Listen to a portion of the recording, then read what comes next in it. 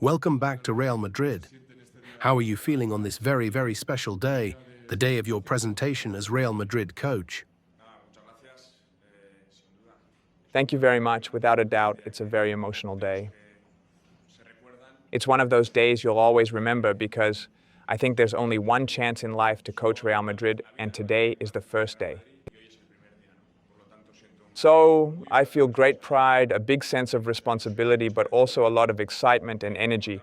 I felt really good returning to what was once my home, feeling it like home again, seeing many people who are already here. That's comforting. And I'm eager to start a new chapter. I've heard you say before that this is a spectacular squad. Fantastic players, very young, with a strong present and a great future, capable of achieving big things. I wanted to ask, there's been talk about whether you've made any requests, like a midfielder, and whether Luka Modric's departure was a mutual decision with the club. Look, I think it's our duty to always want to improve in any situation, in any aspect of the game, or in squad planning. So, since recently, from the moment I officially became Madrid coach, which was just yesterday, I want to have that open communication with the club to find consensus on how we can improve. I think the environment we're going to be in will demand a lot from us. The squad is very good, as I've said, and I'm eager to get started with them. But it's not about arriving with demands, it's about being ready to work as a team, always with the intention to improve. Coaching Real Madrid always requires maximum demand. But when you're replacing the most successful coach in the club's history, do you, honestly, feel a bit dizzy or overwhelmed by it? No, not at all, and because I think that says a lot about the previous era and what Carlo achieved, right? Obviously, like you said, the demands at Madrid are always sky high, and you have to accept that challenge. But it's a beautiful one. And I believe we can do things that excite people, that inspire Madridistas, things that reflect the pride that is intrinsic to Real Madrid and its fans. That's why we're here. The people, myself, the coaching staff coming in, those already here, I'm sure we have the energy needed for the push ahead. I imagine you've been watching Real Madrid this season and done your own analysis. What does this team need to spark that flame you've spoken about today? Yes, of course I've been watching. I've definitely done an analysis of what they've played, how the players are doing, but I use that analysis to shape the vision I have for this new project we're starting. In the end, coaches and teams depend on the players, and I think these players are a very high, elite, competitive level. Now the challenge is, build a team, bring out the full potential of these players, and get everyone pulling in the same direction. If we manage that, we'll have a very, I won't say unstoppable, but a very powerful force.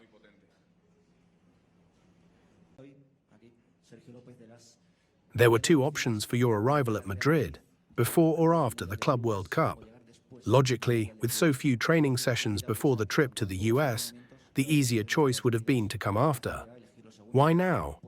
Why did you choose to come already? Well, the circumstances played out for it to happen this way. And once that happened, I saw it as an opportunity from two angles. First, to start getting ahead, getting to know each other, building early on how we want to play. And second, the chance to fight for another title. In the end, it's right there, the first ever expanded Club World Cup. Our ambition will certainly be to win it. And if we can combine both, the preparation and the title, it could be a great start. That's been my thinking from day one. How will your Madrid play? There's a lot of excitement around whether it'll be a 3-5-2, if you'll play with two strikers or three. In your mind, how will Xabi Alonso's Madrid play? That's a good question, and I like it because today's football demands flexibility. It demands dynamism. the ability to move pieces around during a match, even before a match. Of course, I have an idea of how we want to play, but that fixed image of a system can shift. It can be more dynamic. What I really want is for the team to transmit emotion, energy, to play with ambition, and to connect with the fans. That symbiosis we're aiming for will be key to a strong start to this era. Whether it's with a back four or a back three, we'll see. We've got great players who can interpret things well, and we'll work on it. What I love is being on the training pitch with them day to day, having that closeness, to improve their potential, to bring out the best in each one, and then fit those pieces together into a team. Staying on a more tactical note, I'd like to ask about your starting philosophy on high pressing. Do you think in today's football it's necessary to maintain high pressure for as long as possible during a game? Are you open to different scenarios? What's your initial idea? Well, what I like is knowing how to choose the right moments. Yes, with a clear idea, with organization, with control, from when we have the ball to when we don't. We need to know what to do. But yes, these days you need to be able to handle different situations. Press high when it's needed, drop back when it's needed. Still, the idea is to play ambitious football, active football, proactive football that looks to take the initiative. And I'm convinced we have the players for that.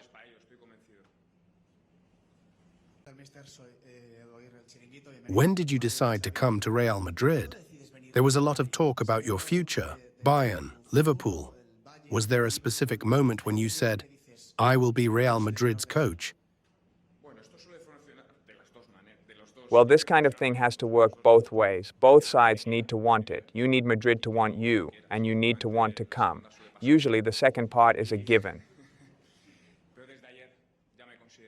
But since yesterday, I already consider myself the coach of Real Madrid.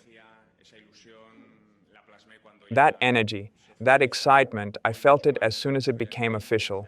And today, even more so, being here with everyone at the club, with all of you. You start to really feel it. The next step is to be with the players. I've already met a few downstairs, and I'll meet the others soon. That's when it truly sinks in. You've played under coaches like Mourinho, Ancelotti, Guardiola. Is there one who has influenced you more than the others? I said it earlier during the presentation. Probably the fact that I'm sitting here today is thanks to the influence I've had from all of them. Each one helped me a lot. I was lucky to have really great coaches. I always tried to be curious, to stay close to them, even when they made decisions that didn't go in my favor. I tried to understand them, to empathize. My father was a coach too, so he was probably my biggest influence. But with all of them, I started to build my own personality, my own manual. That manual gets written day by day. I'm sure we'll start here with one idea and improve it over time. I like that, being dynamic, evolving. I still have a good relationship with all of them and stay in touch. I'm grateful for that and glad it's that way.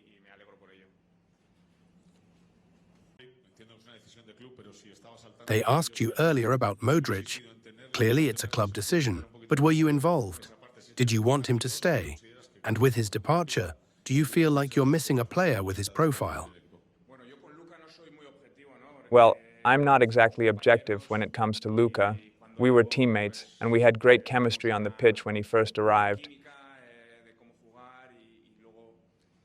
After I left, he became the conductor of the team for many years.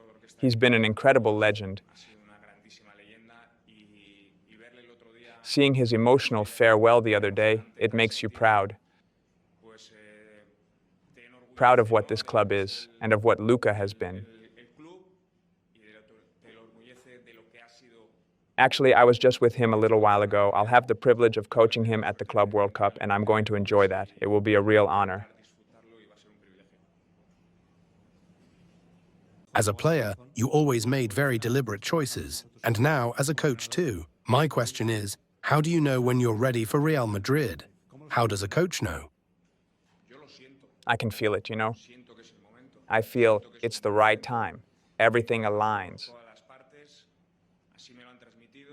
That's the message I've received, and that's also what I feel, especially since yesterday. People are excited, they're hopeful, they want to believe, and that gives me a lot of energy. Of course, then you have to prove it on the pitch. You have to work with the players, but that's exactly what I love and what I want to do. I truly believe it's a good time. One of the team's biggest problems this season, though it's not over yet with the Club World Cup, has been defense. Ancelotti himself said the team lacked collective commitment, sacrifice, focus, especially the overall defensive balance. How will you try to solve that? Yes, I mentioned it earlier. I've watched and analyzed the games, and now I'm thinking about what we can do. We want to be a balanced team, a team with control, while still respecting the individual qualities of the players, which are obviously crucial. But I want to give everything a collective meaning, where everyone knows what we want to do, whether it's pressing or building from the back. That will give us a stability that allows the individual talents to flourish. I believe that will be a key part, both with and without the ball, of our overall success.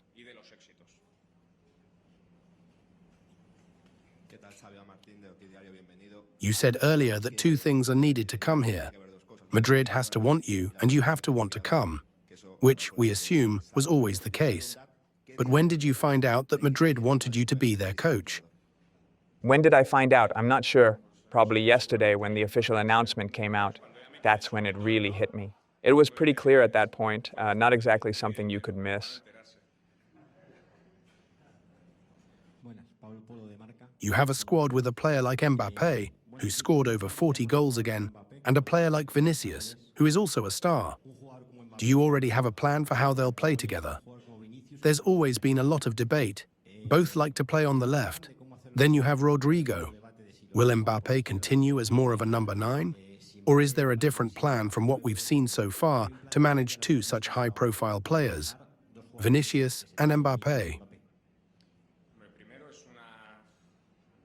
First of all, it's a privilege to have players of that level, right? Not just Kylian or Vinicius, but many others too.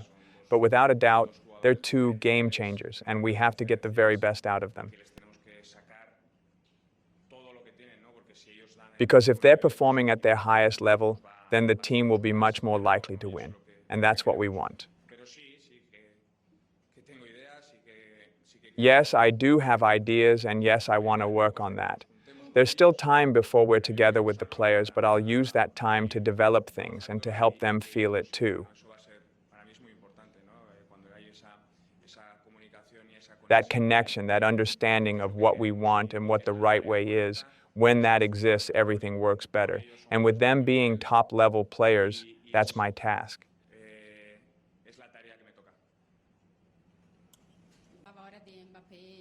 You mentioned Mbappé and Vinicius. There's a lot of talk about how you'll play defensively, but I'd like to know if you already have an idea in mind for your attacking setup. Will it be with 2 forwards, 3 forwards? Well, I think I kind of answered that already. It's a good question. Football is dynamic. 2 can become 3, 3 can become 2, or even 5 if you play with 5 in the last line. The key is how we interpret it and how the players can adapt to it.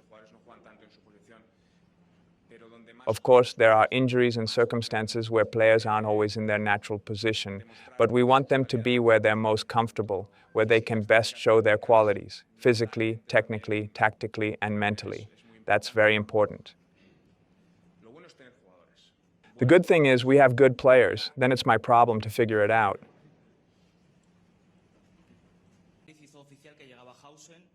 "10 days ago, Real Madrid made Hausen's signing official. 4 days ago, it was officially announced that Luka Modric would be leaving the club after the Club World Cup. Your arrival was made official yesterday, as you said. I'd like to know if those 2 moves were approved by you, if you were aware of them, or if you weren't informed of everything." Well, obviously, since yesterday I've been involved, We've talked about various things. Everything has been discussed and agreed upon. There are some matters that are my responsibility and others that aren't directly mine, but that will always be the approach, seeing how we can improve and do things better. And as of today, I'm officially here, and I'm already working on making decisions and taking charge of certain things. You just said you're here to take on responsibilities. Some decisions are yours, some aren't. You also said you spoke with some players this morning. I'd like to know, have you already spoken to Rodrygo? And whether or not you have, is he part of your project for Real Madrid next season? Rodrygo is a Real Madrid player, and every player who is currently part of Real Madrid will have a conversation with me because they deserve it, because we need it, and because we need to get to know each other. Rodrygo is a spectacular player. I'm not the one discovering that, and we will need him. You've spoken a bit about your game philosophy.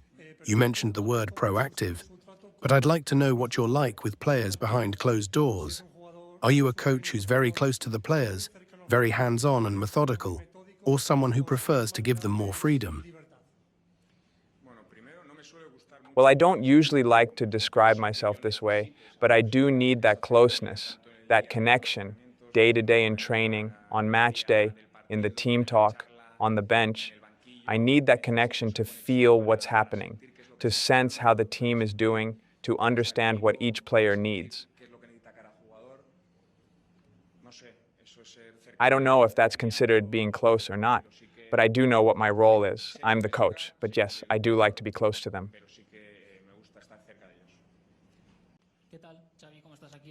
You just mentioned that one of your challenges is putting players in their best positions. One player who may still be trying to find his ideal role is Jude Bellingham.